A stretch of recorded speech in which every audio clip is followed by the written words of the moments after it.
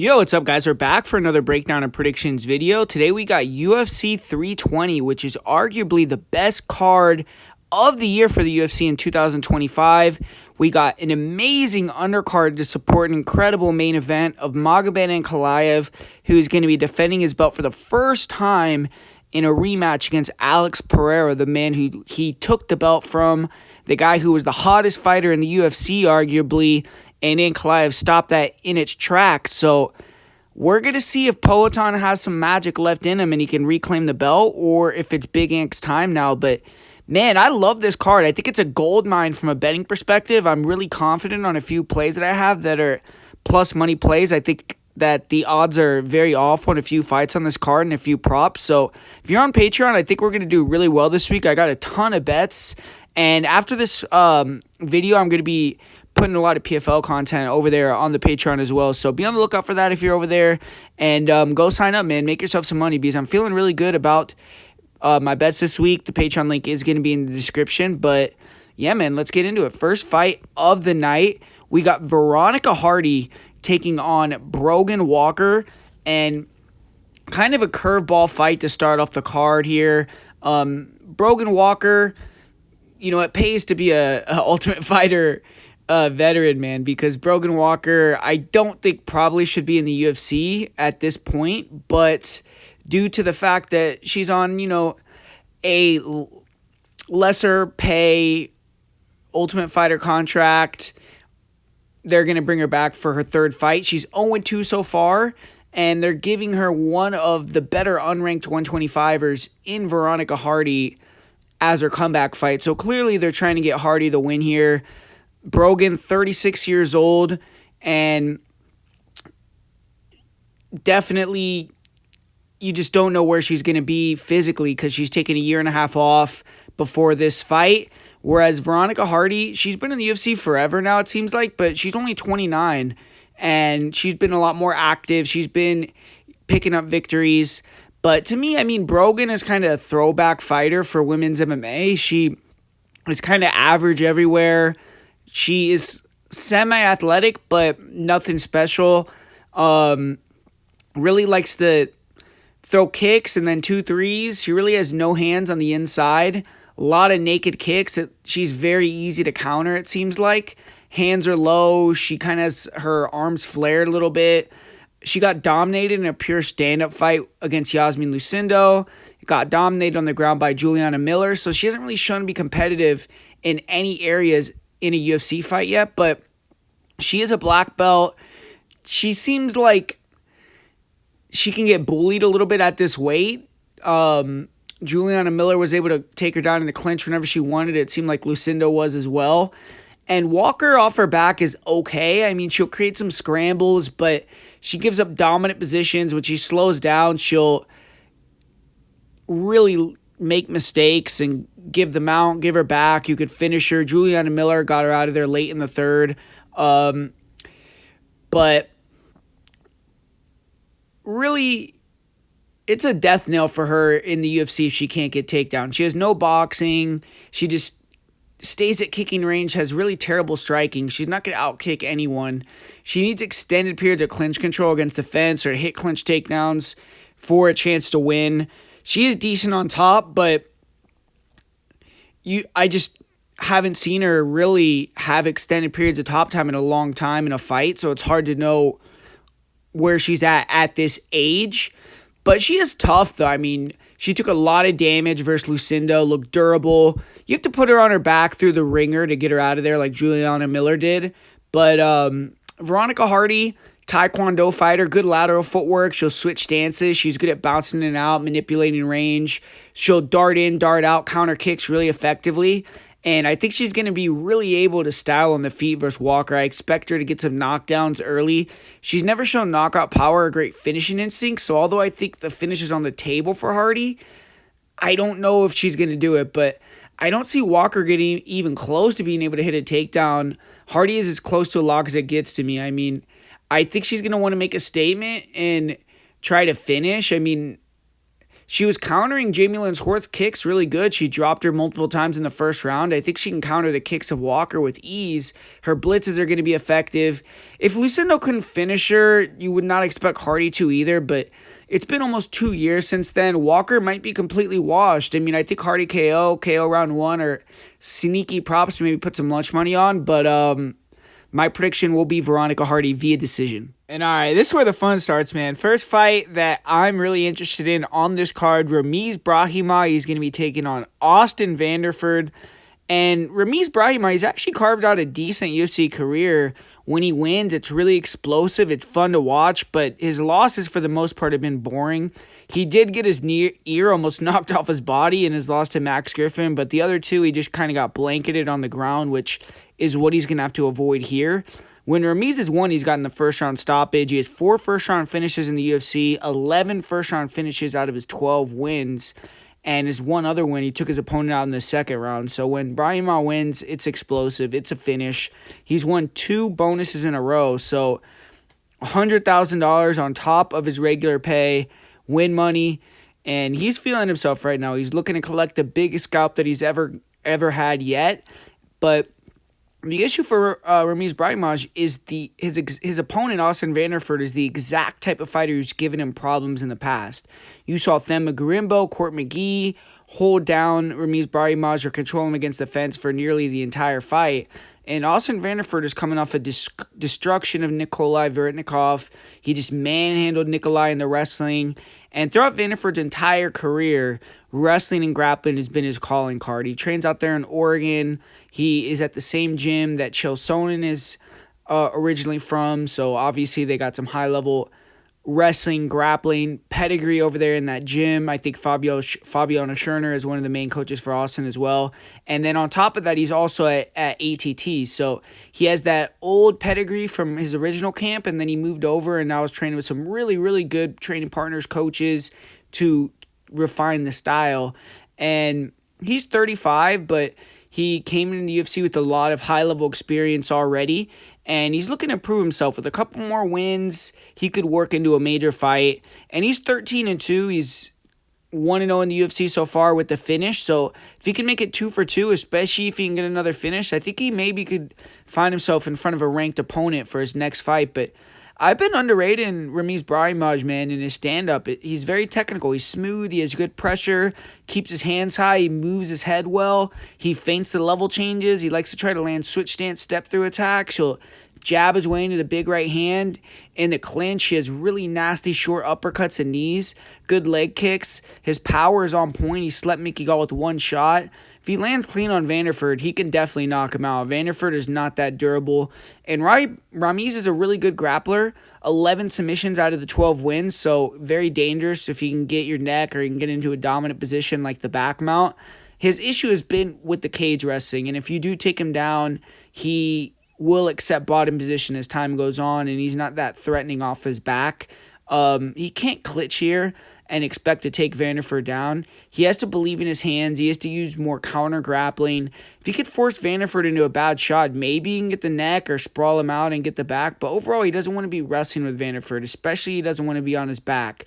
He has been training with Bilal and other grinders at Valley Flow. He had a bad falling out with Saif Saeed. So confidence could have been an issue when he was getting controlled and losing, but seems like now he's with the better gym for him and, got his head on straight. But he got a sick choke in his last fight from standing. His confidence is really high right now, which is a huge part of the battle. And Aaron Jeffrey was able to land a lot of switch stance attacks on Vanderford, and he dropped him early. So I think Ramiz is actually smoother. He's smaller than Jeffrey, so he's not as powerful, but I think he could sleep Vanderford if he connects clean enough. And Austin Vanderford, high-level wrestler. He's a big welterweight, but he still moves well. He stays patient. He times a takedown. A little vulnerable on the feet. He has good low kicks, decent ability to close the distance, move in and out, but he isn't very durable. And when you put pressure on him, he will back up with his chin in the air. That's why switch stance attacks can land on Austin. And Vanderford is a wrestler for the most part. He has fast level changes, shoots singles, shoots doubles. He can put you against the fence and take you down, and he's a grinder on top. Good top pressure, good ground and pound, solid jiu-jitsu. He's a black belt, and he looks to just keep busy. until he can break you and then find the finish. If he has to go the distance, conditioning is on point like most of the American top team fighters as well. So if Vanderford can get in on Brahimaj, put him on the fence, he most likely will take him down. And if he can get on top of Ramiz, he is going to likely be able to hold him down. So Vanderford in his last fight got a finish with ground and pound. He was a little more aggressive, which was good to see. But a lot of his wins are submissions. And he is a finisher. I mean, a lot of his wins he has gotten done inside the distance. But personally, man, I'm going with the upset here. And I'm going to go with Brahimaj via first-round knockout. Vanderford, if he can get it on his legs or put Brahimaj on the cage, he could dominate. But Brahimaj looked really beastly lately. I think Vanderford's last fight was a tailor-made matchup. Vertnikov was giving him the takedown by overextending. And Brahimaj is much better at closing the distance and not lunging in. He has the switch stance attacks, which have given Vanderford problems in the past, and I think he has the power to put Vanderford to sleep, and he's aggressive. Vanderford has not been that active of late. He hasn't had to actually make 170 pounds since last October, and that fight was against a low-tier opponent.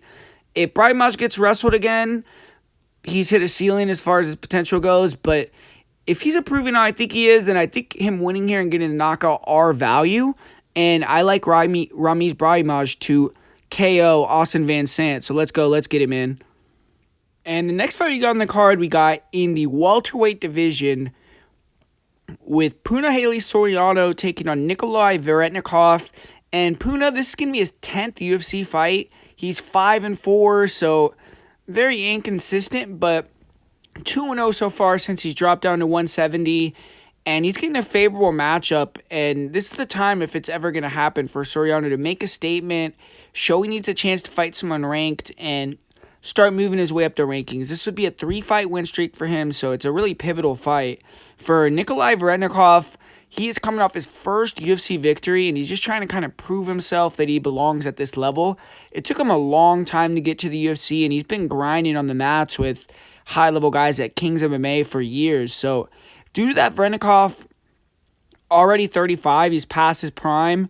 He was 0-2 in the UFC, but he was able to squeak by Francisco Prado by split decision to save his job in July. So hanging on by the skin of his teeth, and he's getting a big step up. But honestly, this is a winnable fight for him, and it's a chance to try to make somewhat of a late career run. I don't think he's going to get into the rankings or anything, but see how far he could take it. And Puna Soriano, he's 2-0 at welterweight so far, like I said, and looked confident at this weight. He's a powerhouse. He's a southpaw, serviceable wrestling, and go with knockout ability. In the stand-up, Soriano is super dangerous, but I favor Nikolai, actually. Nikolai has sharp counters. When he's fighting smart and he holds the center or is pressuring, he is difficult to deal with. And he's not going to be afraid to stand his ground, intercept Soriano as Soriano looks to land single strikes with, I think he's going to look for counter jabs, check hooks, big right hands. Soriano really only throws one shot at a time. He's very left-hand happy too. Nikolai tends to have problems more with kickers, and Soriano just isn't much of a kicker. Nikolai is the kicker in this matchup, and he has nasty teeps I think he can land. His knees are really good. And Soriano, though, he showed his size and strength, could play to his advantage at 170 in his fight with Miguel Baeza. He initiated the clinch with Baeza early, and I think it would be smart to try not to exchange with Nikolai early and go for the wrestling. Soriano, he was able to take down Baeza pretty easily whenever he put him against the fence, controlled him on top, landed good ground and pounds. His ground and pound isn't super heavy or anything, but he stays active with it. Like, I think he set the record for most ground and pound strikes landed against Baeza. But for Nikolai, he can't back up to the fence in this fight, because if he does, Soriano's going to take him down. Veretnikov, he needs to stand his ground, like I said, try to intercept Soriano, force exchanges. Soriano, at 170, we haven't seen much. I mean, we saw him wrestle Miguel Baeza, hold him down pretty much for 15 minutes. His last fight, it ended so fast that we didn't really get to see much. He knocked out Eros Medic really quickly. That was Veretnikov's teammate, so it's a second chance for Kings MMA to game plan and try to beat Puna. Vrennikov, if he's going to win this fight, and just in general as a fighter moving forward, he has to really work on his decision-making. His last fight, he showed he's a weak grappler, and although he's a physical guy who can just explode out of positions, and he's got heart, he makes a ton of mistakes. His spinning attacks, his last fight, got him taken down countless times, and he kept jumping guillotine. Soriano, if he gets on top, is bigger, he's stronger, better top control. It's not going to be like the Francisco Prado fight where I think Nikolai could just get back up like Derek Lewis style a couple of those times. For Puna, I mean, I think he has a chance to maybe land a big single shot early, but I like this fight to go over. I think that, Soriano is going to be patient on the feet. He's going to look to eventually get it to the ground. And for Nikolai, I think it's going to be all about jabs and teeps, looking to try to keep Puna on the outside and counter him. But I trust Puna to make better decisions. I think he has more ways to win. He could knock out Vrennikov or anyone with a bomb, and he could wrestle and control Nikolai. So Vrennikov has a path, but Soriano via decision is the prediction for me. I think he'll mix it up and win the fight. And I like the over in this fight. I think the over 1.5 rounds is a good bet in that matchup. And next fight that we got on the card, we got one of my most confident picks on this card with Patchy Mix and Jakub Wiklax in the 135-pound division. And do-or-die situation for Patchy Mix. Mix came into the UFC, he was eyeing the belt, he was very cocky, stepped in on short notice, fought Mario Batista, he got schooled in that fight, and he really fought bad, even though it was short notice. It left a bad taste in a lot of UFC fans' mouths. You only get one chance to make a first impression, and the first impression for Patchy Mix was horrendous, but he had a layoff, like I said, short notice, so this time he has no excuses. He isn't coming in here on short notice. He knocked the ring rust off. He had his first UFC fight week. All the jitters should be out. And he's going from fighting a guy who's in the top 10 to an unranked UFC debutant as well. So, big step down. Even though he's not fighting any regular UFC debuter, Jakub Wiklax is one of the best fighters in Europe. He hasn't fought in over a year, but he's been the KSW bantamweight champion since 2022. He defended his belt 3 times. He's definitely UFC ready. He's 16-3-2, and he only has one less fight than Mix. He has a lot of championship fights, high-level experience. And in this fight, he's fighting with house money a little bit. He's bringing that champ mentality. He's not coming in to lose, but he's an underdog, and not that many people know about him, and he's taking on a big name. But Wiklax in the stand-up is average. I think he could potentially pose issues to Mix in round 1 when he's fresh and is able to move a lot, but he uses a long high guard, throws kicks, he'll attack all parts of the body, he'll switch stance, tends to just kind of throw bee-sting kind of punches and kicks, though, and I don't think he can really hurt Mix. Himself, defensively, he is hittable, and he doesn't have the best punch resistance. He tries to kind of just shell up sometimes, and when he gets hit, he'll flop to his back. I feel like even when he's not as hurt as he can make it look, just try to bait guys to go down, but he doesn't offer much of anything when he's striking going backwards, so you have to pressure him, you have to take away his kicks and his knees, and if you do that, Wiklax has virtually no hands, and he completely drops his hands when he kicks too. So if you could push him back, get him to throw a kick, you can close a gap, you can clean him. And he's tough. He relies on his jiu-jitsu to survive after being hurt, which in this fight I don't know if he's going to be able to bail himself out with that. But Wiklax, he has been knocked out twice. The last time he got stopped, it was off a body shot. So he hasn't taken a lot of head trauma in his career, but he is, he doesn't take shots the best. And he's a long grappler. Isn't a great wrestler, but tricky with the takedowns. Physicality-wise, I think it could be an issue for him here. Mix seems much stronger, is the superior wrestler. Wiklax is willing to play jiu-jitsu off his back, and he stays very active off bottom. He has good butterfly sweeps. He'll try to go for Imanari rolls. He'll go inverted, attack the legs as well. But, I mean, I just don't think that he's going to catch Mix in anything off his back. Mix is just an extremely strong grappler.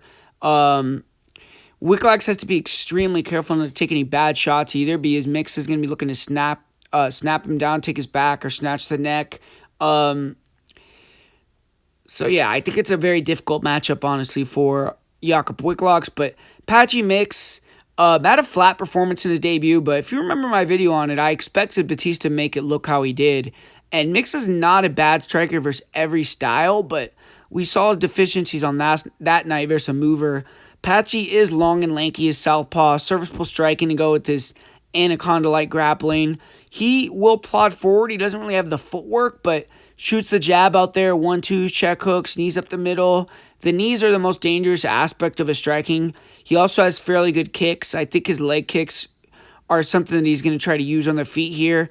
And he has power and a chin, but very hittable. If you have good footwork, you could switch stances. You can land shots over the top. But Wicklax does not have good hands, and I think Mix can take him down or drop him with counters off of Wicklax's kicks.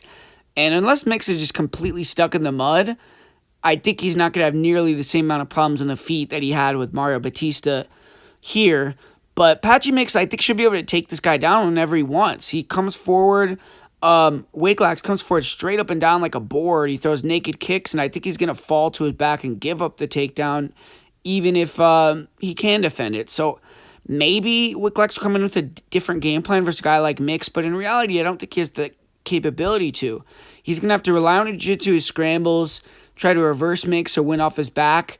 With the stories of Patchy Mix just demolishing high-level grapplers in the gym, I have to imagine this is going to be a bad night for Wicklax. Mix needs to get into a dominant half guard or a place where he feels most comfortable posturing and pounding, soften Wicklax up, and then shut down the sweeps, get him tired, try to get into a dominant position and finish him. And I think that Wicklax is good at staying active enough on bottom that it's going to be hard to ground and pound stop him unless you really hurt him with an elbow or something and then follow it up. And he's only been submitted one time, which was with a heel hook in 2016. So I kind of think it's going to go the distance, but Patchy Mix sub is a solid prop bet in any fight.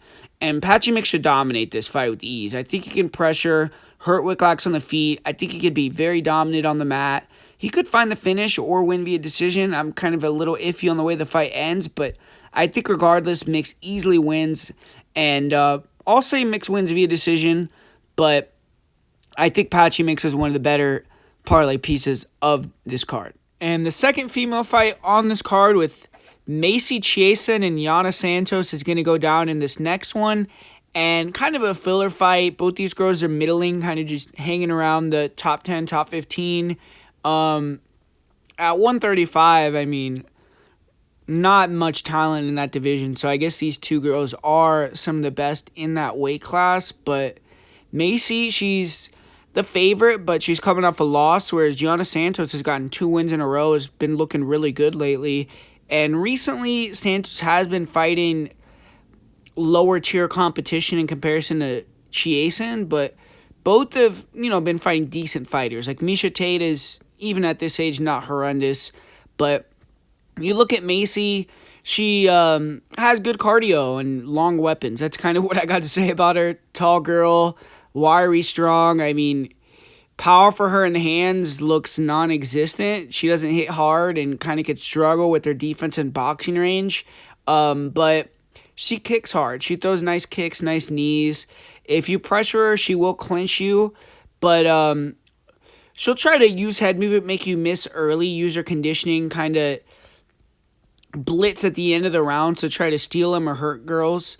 And if you get tired and let Chase start to go forward and get off with her knees or elbows in close, put you on her back, that's where she could finish you.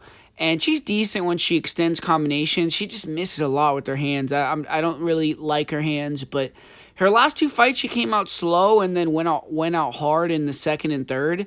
It worked versus Mayra Bueno Silva. She was able to get the takedown in the second, landed an elbow, cut her opponent open, and ended the fight.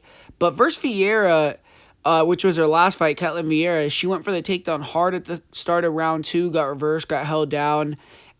Same thing happened in the third. And she has nice elbows off her back, but her length really makes it hard for her to stand up. She really struggles when she's put on bottom. If you slow down versus Macy, she will put it on you. And if she could out-wrestle you, she can make you look like easy money. Most of her wins are finishes, so if Chase takes your back, she could snag the neck, and she can just overwhelm fighters with punches or knees, elbows, and cut them open. But if you're able to put Chase on her back foot or on bottom, she really struggles.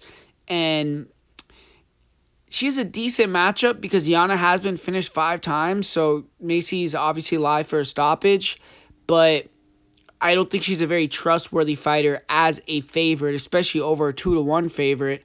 And Yana Santos is a point fighter. She's been looking pretty good recently. She likes to move around on the outside, use her footwork, use her elusiveness, land kicks, get fighters to overextend so she can shoot and clinch them against the fence. Her cardio has been looking pretty good lately, so she's been able to stay high volume, land a lot, even if she's not throwing with big power. And her wrestling defense has held up versus good wrestlers lately. She's strong. I think she can win the pummel bout versus Chiasson. Both her and Macy have good elbows and close, so I don't think Macy can really have one-way traffic with the elbow game here. From a moneyline perspective, I think that Yana is more active, the better striker. She's more fluid, more athletic. Macy will potentially take over if Yana slows down, and if she gets her on her back, I think she could change the tide of the fight. But I feel it's going to be Yana decision or Macy to win in rounds 2 or 3. Yana's getting older, but her last 2 fights were, to me, the sharpest she's ever looked in the UFC. So I'm going to go with the underdog here. I'm picking quite a few underdogs in this fight. I actually did bet Yana Santos, so I'll give you that as a free bet as well. Plus 170. I think this should be a pick 'em. So I'm going with Yana Santos as the pick via decision. And if you want to hedge, I mean, round 2, round 3 for Macy, the props I think are like plus 700, plus 900. Don't think that's a bad hedge there, but I'm going to say Yana Santos is able to go out there and win the decision. Use her speed, move around, pull Macy into some counters. Don't let her really get much going on the feet, and then clinch her up and win the pummel battle against the fence, stay off her back, and get this victory. So Yana Santos is the prediction. And this next fight, this should be a sick fight right here between Daniel Santos and Ju Sang-yu. And Daniel Santos, he's been looking really good lately. 3 wins in a row after losing in his UFC debut. And he had a hard fight in his debut. He fought Julio Arce, but even in that fight, he had his fair share of moments. And he's had back and forth fights in all his wins in the UFC for the most part, but he's been able to come out on the other side the victor. And he's a really active fighter within the Shootbox Diego Lima team. You see him cornering other guys and always training, whether he's in a fight camp or not. So he's someone that is dedicated. And he was going to originally fight Doohoo Choi in Perth, which would have been an epic fight, big name win for Santos. But Choi suffered an injury and had to pull out, and they gave him this new opponent, Ju Sang-yu. And it seemed as if they were originally going to fight in Australia as well, but ultimately they decided to move the fight to this card. So there's been some switch-ups here for Daniel Santos, but hopefully, getting an extra week didn't mess up his peak time and stuff like that. But Ju Sang-yu, he had about as good of a UFC debut as you can ask for. He won $50,000, pulled off arguably the best knockout of the year, landed a beautiful counter left hook that just flatlined Sergey within the first 30 seconds of the fight, had him fall down like a dead man. And this is a big step up from Sargi, who was one of the worst fighters in the UFC, but Yu was 9-0. He had some solid regional scene wins, and a victory here would definitely catapult him up the rankings. And Ju Sang-yu is nasty. He has excellent in and out movement, amazing timing. Left hook counter is absolutely incredible. He'll land nice 3-2s. His pull 2 on top of the left hook is a thing of beauty. His in and out movement is very good. He can also cut angles, move laterally well, throws really nice calf kicks, stays very calm, patient. He picks his punches. He does hold his hands completely down, and sometimes he will pull back with his chin in the air, but he's extremely confident. He's willing to play that game and exchange in the pocket if you want to do it. And I've seen you put more than one fighter out unconscious, so he's just incredibly sharp and clean. He only needs one punch to put you out cold. And he has good grappling. He's good at softening guys up from the top position with ground and pound. He'll use his ground and pound to open fighters up and then look to take the back. He has really good back takes. And even his defensive grappling, even when he got slammed hard in his fight with the Brazilian fighter, he was able to immediately reverse in the top position, stayed really calm. He looked a little tired in round 3 of that fight, and he started to get taken down and got his back taken. But he was always able to work back up to his feet, which I like to see. So seems like his grappling is there, and conditioning is really the only major hole that I see from him now, and then just kind of getting that extra experience. But Daniel Santos, this guy's a Terminator, insanely durable. He just keeps the pressure on until he breaks his opponent. The amount of damage he absorbed against John Castaneda was incredible.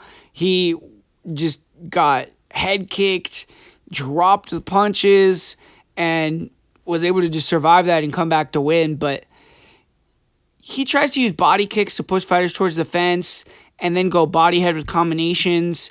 He is a little bit plotty, but when he does explode, he can be kind of fast. But he is a leaky guard. He drops his hands. He has to be exceptionally careful here against Yu because Yu is unforgiving. And Santos, he uses that Homer Simpson ability to just survive and break guys. But Yu's patient. He picks his punches well. And I don't know if he's going to get him as tired as other opponents without taking some severe damage. But Santos, if he does have to take some shots to come through at the end, he will do it.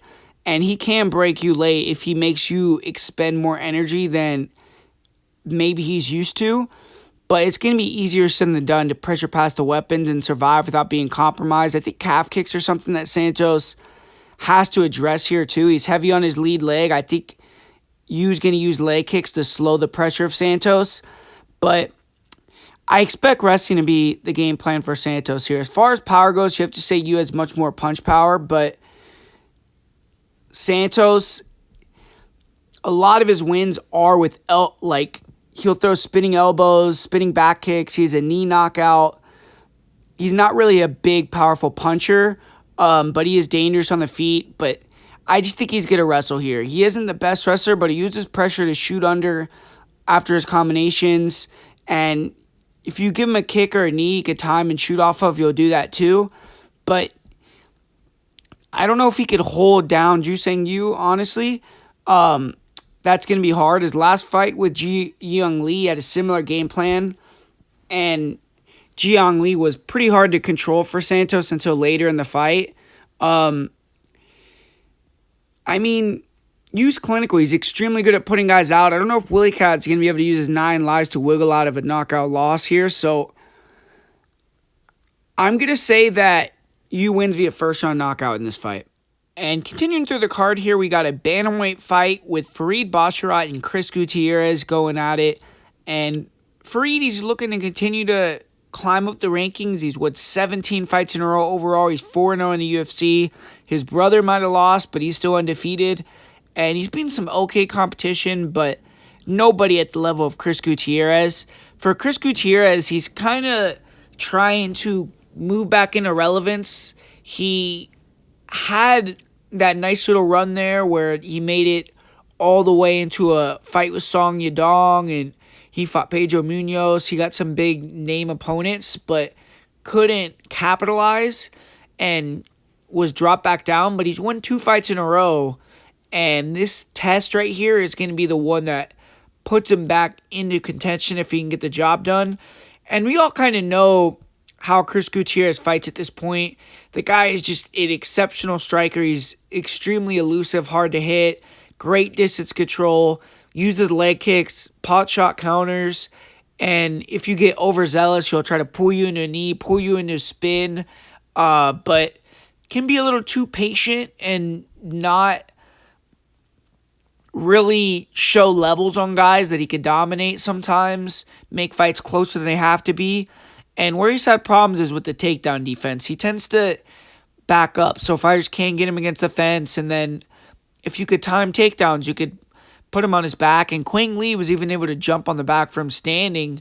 Gutierrez is a decent grappler, but he stays too defensive, and he doesn't really work that hard to get up. He has okay get-ups, but he starts to accept bottom position as the fights go on. And he is 10-3-1 in decisions, or in the UFC, He's very, very hard to beat. I think he's going to be the better striker in this one, but it's just going to come down to if he can stop the takedowns. For Farid, he's similar on the feet to Gutierrez. He's someone who uses kicks, distance, kind of touches and wins, but he didn't have nearly the power or oomph on his shots. He didn't have those disgusting leg kicks. He's more high volume, just landing a lot of offense. He does have a pretty big reach advantage here, which could be pivotal, and he's really good at mixing in takedowns. He'll catch body kicks, catch head kicks. I think he's going to be able to minimize the calf kicks of Gutierrez by being so long, and potentially when Gutierrez gets into that kicking range, just closing the distance on him really quickly. But the stance switches and movement should also just be something that helps Farid. But really, man, unless Gutierrez could chew up Basharat's leg really early or pull him into a knee or spin, I just see Basharat being able to match the volume on the feet, maybe be slightly at a disadvantage, but mix in the takedowns to win the decision. He has great doubles. He's very aggressive with the wrestling. He's going to shoot a ton of takedowns. He has a lot of really good finishes. He's moved over to American Top Team after a lot of years with Extreme, and so he's going to have maybe some different weapons here. And on top of that, those ATT guys have cardio, man, so his cardio is maybe even going to be leveled up from where it was, which is really, really good. So I think at the price, it's dog or pass, but Farid Basharat should win here, and I think he'll win a decision. And up next here we got Edmen, Shahbazyan, and André Muniz.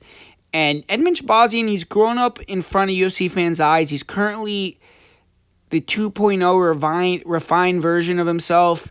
If Edmen wins on Saturday, it's going to be his first 3-fight win streak since starting his UFC career. So he's trying to turn the corner, and he started his career off extremely confident. He would go out there, he'd make contests, one-round fights, and we all know that came back to bite him, though, because when he couldn't run over higher-ranked guys, he fell from grace. He had the loss to Brunson, he had the loss to Jack Hermanson, he lost to Hernandez, and he had a point where he had 4 losses in 5 fights. He lost to GM3 as well, but he refocused, he slowed his pace down, he came back, and now he's won 3 of his last 4. He's won 2 in a row.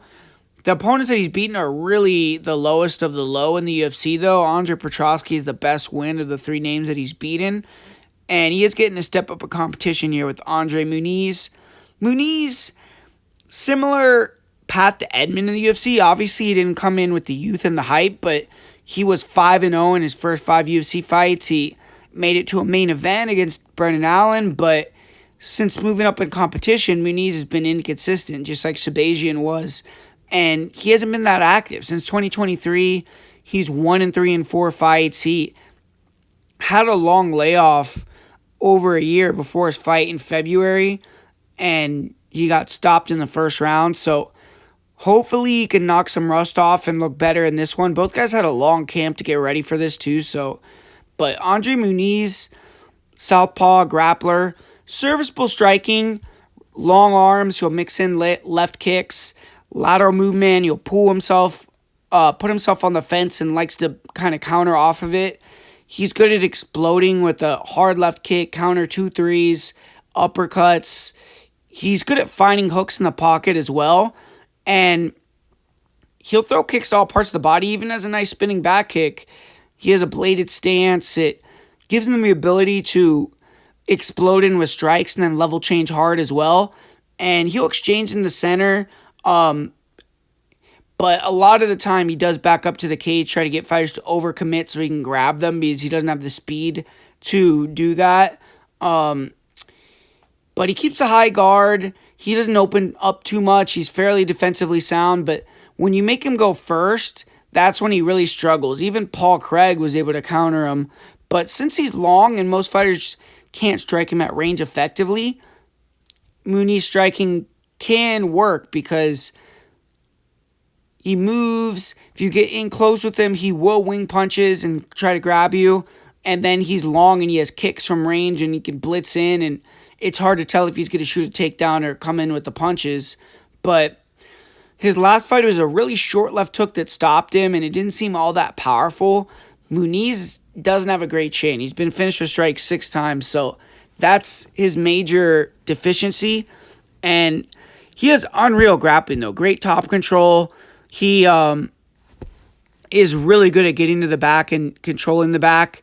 And we saw for a while there, he was on a run where he got several arm bars from the back mount, and that's kind of his thing. But more recently, guys have kind of figured that out, and he doesn't have a ton of different submission threats, it seems like, on the ground. He more controls, looks for the armbar, might look for a rear naked choke, but he hasn't been able to get a lot of submission wins recently. His fight with Jung Young Park, like, he had a ton of control time, but really zero damage, zero submission attempts, and that's why Park's, a couple moments of offense made it a split decision. But Muniz, when he gets on top of you, you're not going to get free. And against Edmen, who's kind of an iffy grappler, I think he does have a great submission chance. If you put him on his back, he is a little weak. He has some good sweeps, but strong top pressure guys can kind of dominate him. So we saw Paul Craig finish him on the ground. Brendan Allen really rough him up on the ground. Jung Young Park beat him up on the ground for some periods. But you look at Edmen, technical striker. He is content to kind of just point fight. And if the finish materializes, that's great. But he doesn't throw a ton of output. And he's super sharp. He does a great job of methodically cutting off the cage. You'll work the jabs. You'll work the kicks. Nasty teeps, hard head kicks.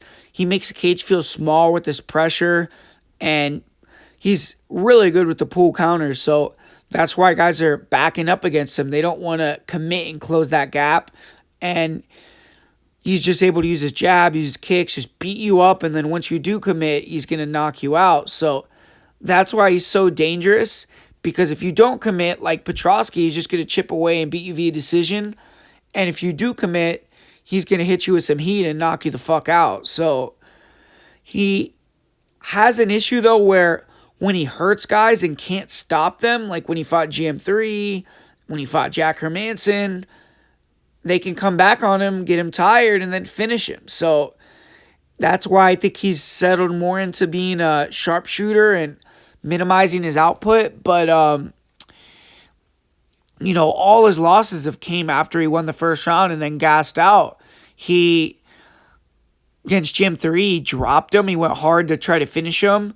Couldn't get the stoppage. And then GM3 ended up finishing him on the ground. So I don't know if Muniz is that guy, though. Muniz doesn't seem like someone that is able to grit through being hurt. He doesn't have a lot of comeback victories.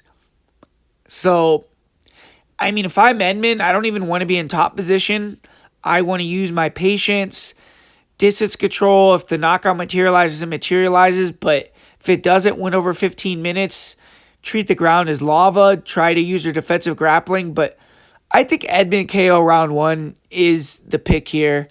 I just see him finding that shot, putting out Muniz. Muniz, I think, needs to make it a point to shoot a lot early.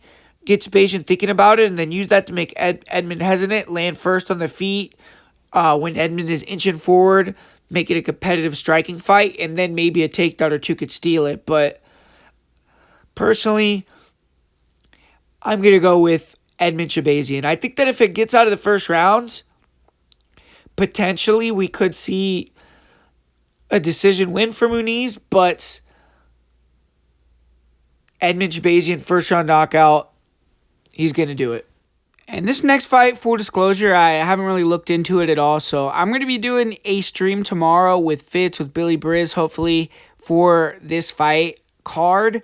Going to give you more perspectives, some free bets. So come check it out. Come in the chat, man. You could talk. You could have a good time with us tomorrow night. But I'll give you guys a pick on this fight tomorrow. So, I mean, I'll say Ateba Gautier, round 1 KO. I mean, just Wiki capping it, Tapology capping it. Vines, all 3 of his losses are first round knockouts.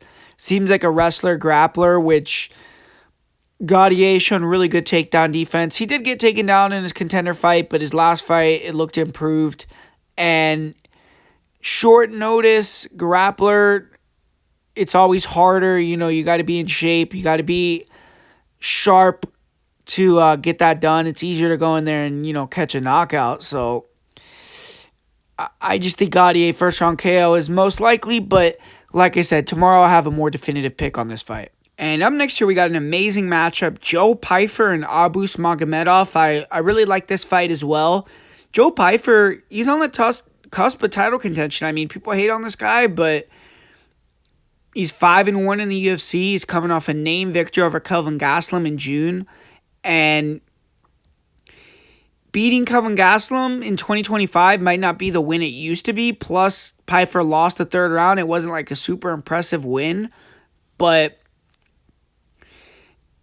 I think that, Joe Pyfer, he's been doing his thing recently. I mean, he's slowly but surely getting there. He's 29 years old. He has fought brawlers like Alan Abadovsky, Marc-Andre Barriault, put them out cold early. He dropped Kelvin hard too, and then Kelvin went into more of a defensive style. But he's also fought and knocked out a super veteran with excellent grappling in Gerald Mearshart. He beat a super explosive fighter like Abdul Razak Al Hassan. But his one loss, you could argue, is the most similar style fighter to Abus in Jack Hermansson. Both Hermansson and Magomedov are long and lanky. They move a lot. They look to take you down. So I would say Hermansson is a lot better with his cardio and wrestling, but Abus hits harder. He's the more credentialed striker. And to be fair to Pyfer, if that fight with Hermansson were 3 rounds like this one is, as opposed to 5 rounds, Pyfer would have won the fight. But with Pyfer, style-wise, it's almost always lead-hand offense from him. Tons of jabs, tons of left hooks. His jab to the body to drop the hands and come with the big left hook over the top. And good low kicks. Keeps it basic, but his power is the equalizer. He will throw the right hand if you get close enough, but it's all looping, like hooks, overhands. Never throws it straight, really. And I think he's going to struggle to land his right hand on a longer fighter in Abus. He did drop Kelvin with the right hand a couple times, but he was punching down on a smaller fighter. In this fight, it's going to be, I think, a lot of nothing going on. And Pyfer's going to have to be careful that he doesn't lose a close decision if it goes the distance, because I could see it being hard for both guys to land. I think Pyfer is going to try to establish the leg kicks, use that to slowly but surely get Abus moving less, then find his jab and then get the knockout. But he's going to have to figure out how to get past the range and the weapons of Abus, which I think will be tricky for him early and throughout the whole fight. But Abus, I think, is going to try to pressure to take some of the explosiveness from Pyfer, use in and out footwork, make Pyfer miss, counter, use his jab, work low kicks. And, Abus, I think he can fight off the back foot too, but it's probably not going to be smart. He has to fight off the front foot, pull offense out of Joe, and try to counter that offense, clinch him up, mix in low kicks. I think Abus could shut down the wrestling. I mean, his double leg defense, his sprawl is amazing. We saw that versus Kyle. So unless he gets dropped or something, I think it's going to be stand-up fight. And Abus, if he is going backwards, he's looking for that counter hook. He's looking to land the teeps up the middle.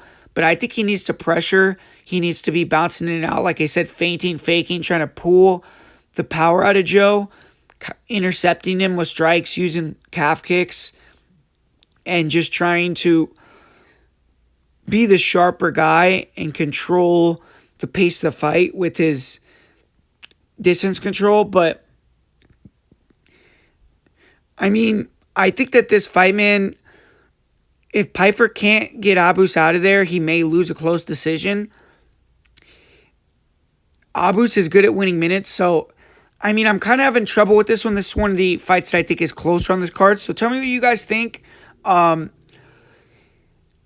just think if Pyfer hurts Abus, though, ultimately he's going to knock him out. And I mean, I'm not super technical on the breakdown in terms of how he's going to KO him, but I just got a feeling he's going to find the chin at some point. Abus does not have a good poker face when he's hurt, and if Pyfer gets him hurt, I think he's going to get him out of there. So, Pyfer for Sean KO.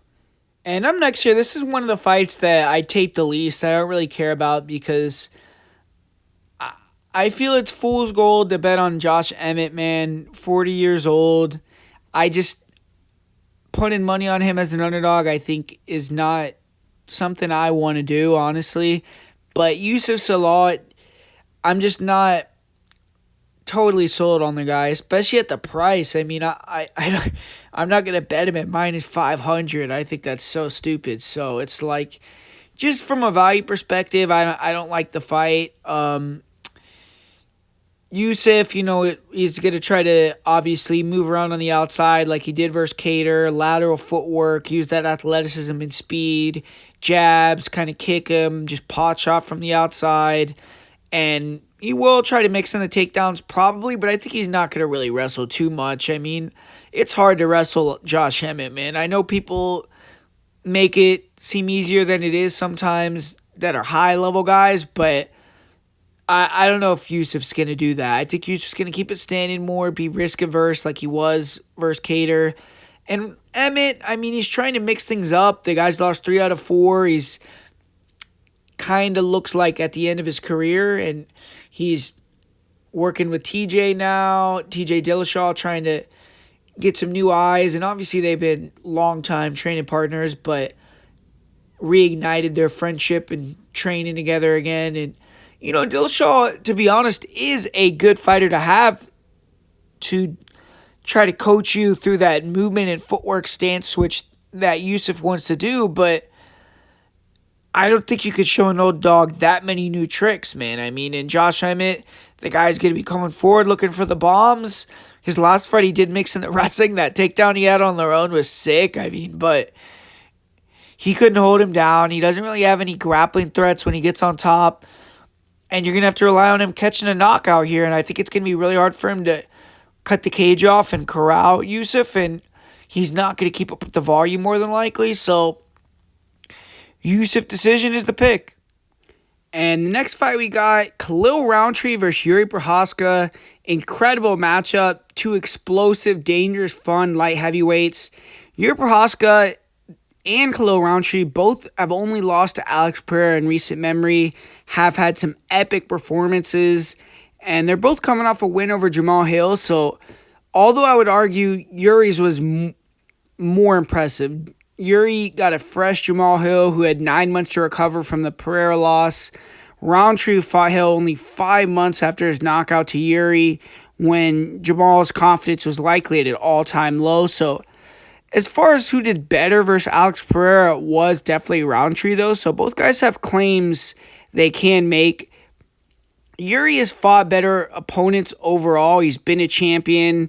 He's more used to fighting on a high-level pay-per-view main card. So intangible-wise, Jiri has the edge in basically all areas. He's has the aforementioned edge in high-level experience. He's younger. He's bigger. He has the reach advantage. He has more than double the fights with less losses. And stylistically, though, this is a very competitive fight because Jiri Prochazka is a fighter who wants to create chaos, super long and rangy, has excellent athletic ability. He'll carry his hands totally down by his hips, but he's extremely good at manipulating range, moving in and out, switching stance. His last fight with Jamal Hill, his head movement looks really good, and he likes to try to force fighters to make a mistake, then counter with big check hooks, rear crosses, overhands. He has insane power, and he only needs a couple shots to hurt fighters or take them out. In exchanges, Jiri is extremely good at staying calm, landing knees, landing elbows, looking for spinning attacks, and he has good kicks, too, to all parts of the body. And he does this odd thing where he throws a lot of really slow kicks and tries to spin immediately after after throwing them, trying to catch you coming in to counter the kick. And he has amazing conditioning. Basically, he puts the pressure on you, he feints, he fakes, he switches stances, he makes you miss, he lands heavy offense, and eventually he wilts you. And fighters who have concussive power, good patience, speed, can land on Jiri, and he's been hurt in many fights, but only one guy has actually been able to finish him recently, and that's been Alex Pereira. Jiri can eat punches, keep walking through them, take leg kicks, keep walking through them, and he just has an iron will. But Khalil Rountree, this guy's always loaded like a coil. He's ready to explode. Super fast. He likes to use lateral movement. He'll explode in with lead hooks, rear crosses. Feints, the blitzes, uses a lot of false starts and then attacks. So kind of hard to read when he's actually going to go. He attacks the body as well to open up the head strikes. He also throws nice uppercuts, heavy low kicks. He's southpaw, so that also throws off fighters a bit. And he's extremely composed, patient. But in this matchup, even though sometimes he could be almost too patient, I think it's good.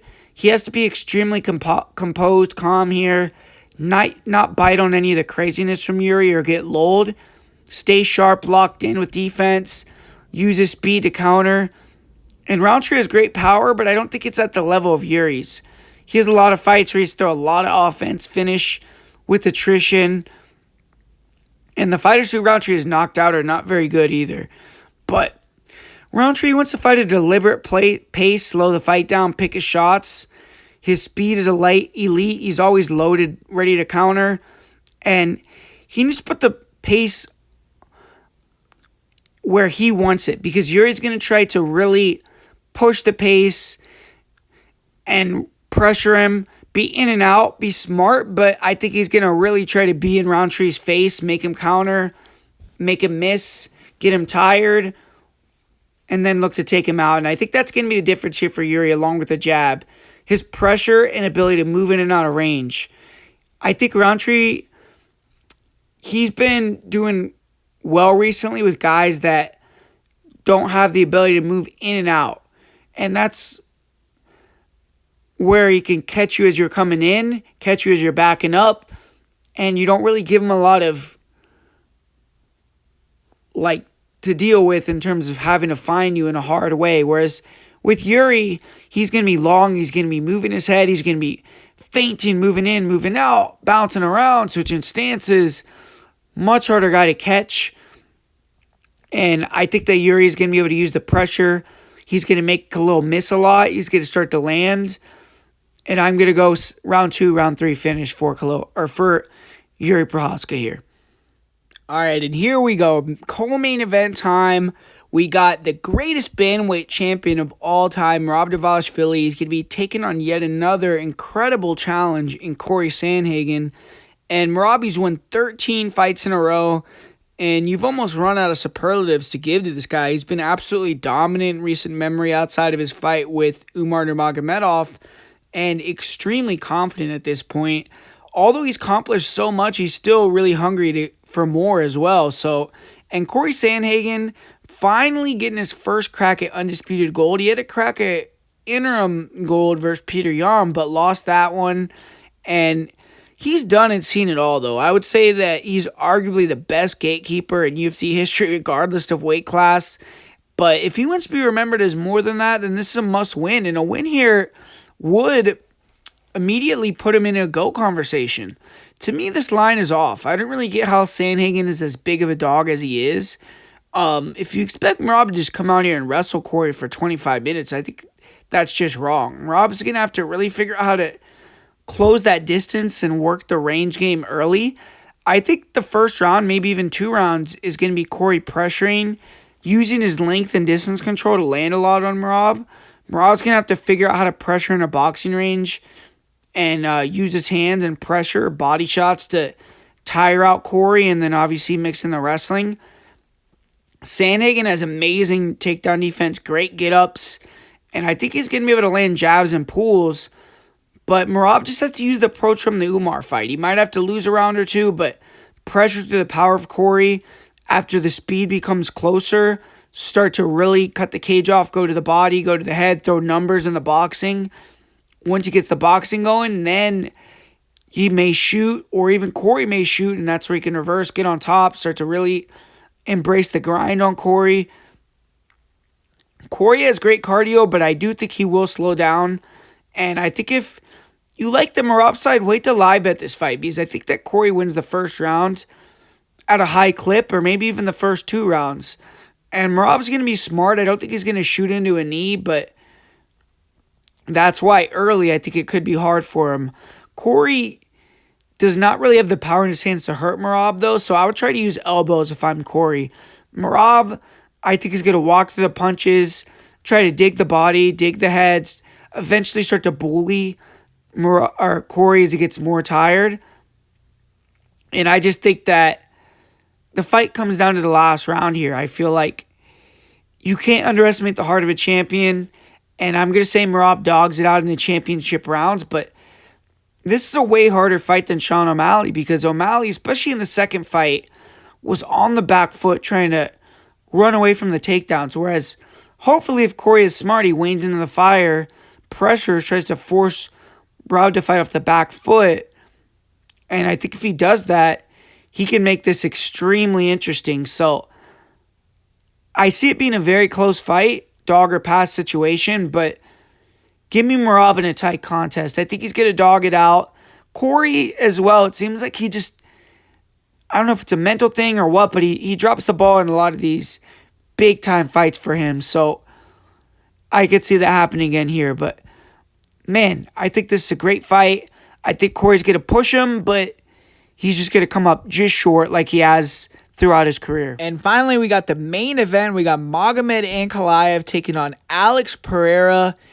And what more could you ask for, man? This is about as high level as it gets when it comes to mixed martial arts. Obviously, Alex Pereira is a specialist, but he's proven that he could handle himself on the ground. And these guys already fought once. He shut down all the takedown attempts from Ankalaev. So, obviously, that should give Alex Pereira some confidence coming into the second fight that he can keep it standing. And maybe he doesn't have to be as defensive trying to wait for the takedown as he was in the first fight. But then again, that could also backfire, and maybe Ankalaev will be more aggressive with the takedowns in this fight.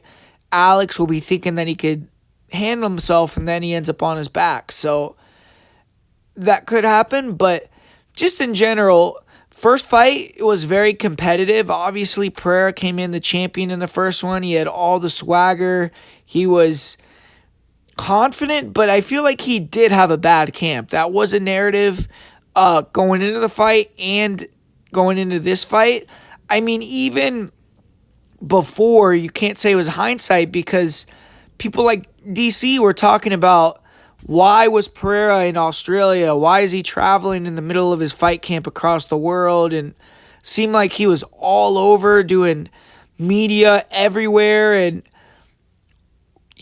I don't think he took Ankalaev as seriously as he should have, which is really silly because Ankalaev was a major threat. But now there's no excuses, man. Alex said that he went into the lab, he got refocused, he took time off, he has his body right again, and we'll see if that is the difference maker and he can get his belt back. But Ankalaev, he thinks that no matter what version of Alex shows up, he's the man, he's the guy that's going to get the victory again, and it's his time. So Pereira, 38 years old, is it kind of his moment to relinquish the spotlight in the top of this division?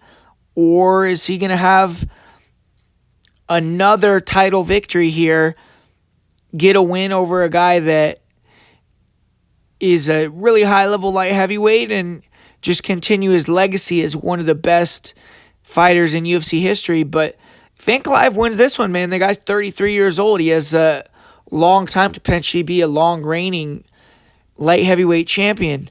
So, man, I mean, just an excellent matchup. You watched the first fight. It wasn't the most entertaining fight, but I think we did glean a lot from it. I feel like Ankalaev was really worried early about how fast Alex was going to be, how sharp he was going to be with his counters, how powerful are those leg kicks going to be, how powerful is that left hook going to be. And that's why Alex won the first round pretty easily in the first fight. He was active with his kicks. He just pressured Ankalaev, made him move backwards. Ankalaev was a lot more willing to go backwards in the first rounds, and Alex just out-volumed him there. And I think he should take something from that. I think he should throw more kicks throughout the whole fight, be even more active with his kicks. There was complaints that, he was only throwing leg kicks in the last fight, so I think he has to be more dangerous and throw hands and just up the volume. But his kicks were the most effective thing for him against Ankalaev the first time. He really struggled to land punches. So I think just maybe double, tripling up the amount of kicks that he throws could closen the fight up, and then maybe make Ankalaev make a mistake where Pereira could land a sharp counter. But you saw in round 2, and then as the fight just kept progressing, Ankalaev became more willing to hold his ground and start to go forward. He had the faster hands, and I think that's going to be the same here, which was a major thing for him because Ankalaev is very composed, great defense. He's always feinting. He's always faking. He could switch stance. And I think that Pereira was not trying to bite hard on the feints or overcommit on the counters as Ankalaev tried to come in because he didn't want to get clinched. And we saw when Ankalaev was able to clinch up Alex, put him on the fence, he had a lot of control time against the fence. So it made Pereira very hesitant to really sit and counter with heat and speed, and forced him to be really just a kicker only. In this fight, I think he has to take the risk, man. I mean, hold your ground, try to land the knockout shots over the top with the counters, because if you get taken down, I mean, you're going to lose regardless if you just back up the whole fight. So I don't think that it's like one takedown and the fight's going to be over. Pereira has to believe that he could stuff the takedowns anyways. And so just hold your ground. Try to be more aggressive with the hands. Use the kicks. Pressure Ankalaev. But if he lets Ankalaev go first again, feint the level changes, freeze him, come with the left hand, he had a lot of trouble with Ankalaev's switch stance attacks as well in the first fight. Seemed like that was throwing him off. So if I'm Ankalaev, I'm using that switch stance punches in close as well. And I would try to clinch Pereira early, push him against the fence, or wrestle hard early in this fight. He didn't do it in the last fight, but in this fight, after, like I said, Pereira shut down all the wrestling the first time, and you think his coaches are going to be telling him you can't back up so much here, hold him down. So, hold him down, hold him against the cage,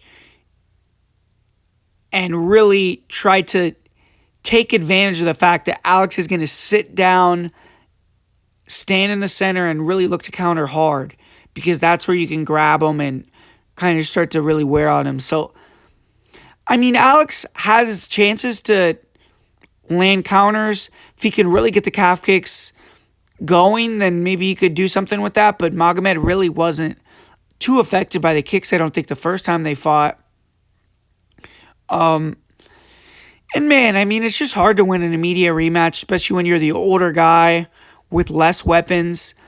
I know that they're playing up that whole, he wasn't 100% last time, he's 40%, but I got Ankalaev via decision again in a very similar fight. So I think maybe it's more wrestling heavy in this one, but got Ankalaev regardless. So that's my prediction. Magomed Ankalaev via decision in the main event. There you have it, guys. Full card breakdown and predictions for UFC 320. Hopefully you liked it. Hopefully you enjoyed this video. As far as my parlay of the week, my most confident pick on the card, I guess I will say Veronica Hardy is my most confident pick. For the parlay of the week for this card, I'll say do a parlay with Patchy Mix, Veronica Hardy, And I think that's a decent parlay right there that can win you some money. So put those two in a parlay. If you want to get a little bit more risky, you could throw in Zalal as well. But I think they're going to win, make you some money. I like Patchy Mix this week quite a bit. Gave you guys some nice underdogs. So thanks for watching, guys. Go to Patreon. Help support the channel. Keep it going. And hit the like button. Comment down below. Let's try to get some interaction on this video. Besides that, I'll be back soon breaking down another fight card. So stay tuned to the channel. Subscribe if you're not subscribed. And peace out.